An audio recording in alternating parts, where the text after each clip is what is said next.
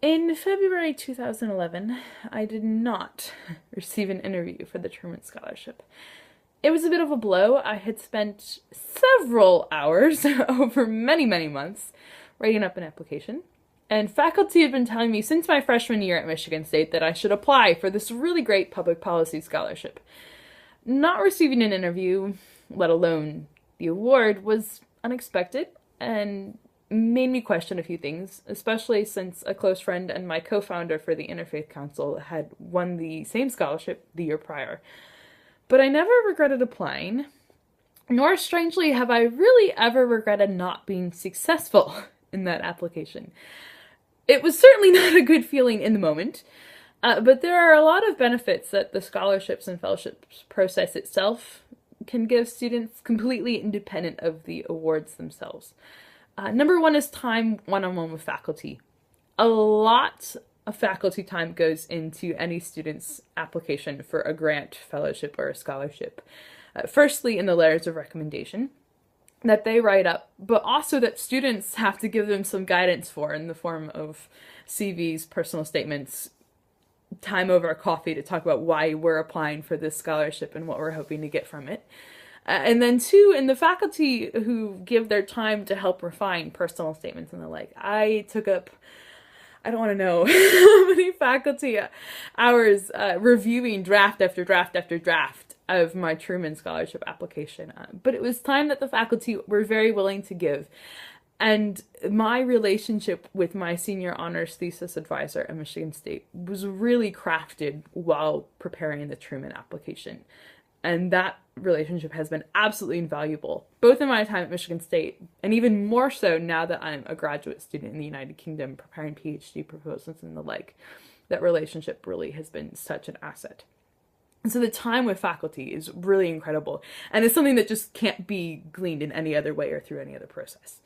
Number two is time to consider your goals. Students tend to get very caught up in the day-to-day, taking classes, trying to run all of those organizations, enjoying the social time, trying to pretend that you're still connected to your family, those kind of things.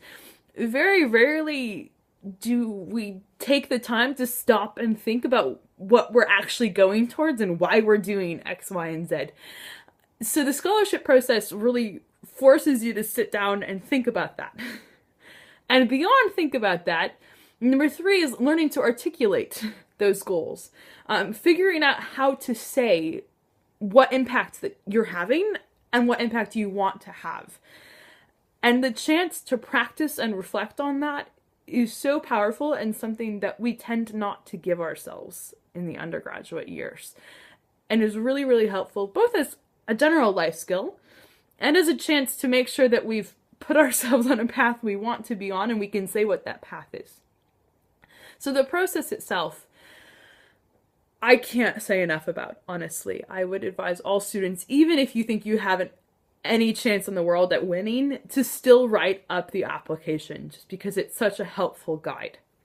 The Truman worked for me, but there are many, many scholarships and fellowships as well as grants out there with applications that can walk you through topic-specific questions that can be really, really helpful in just framing yourself and your activities.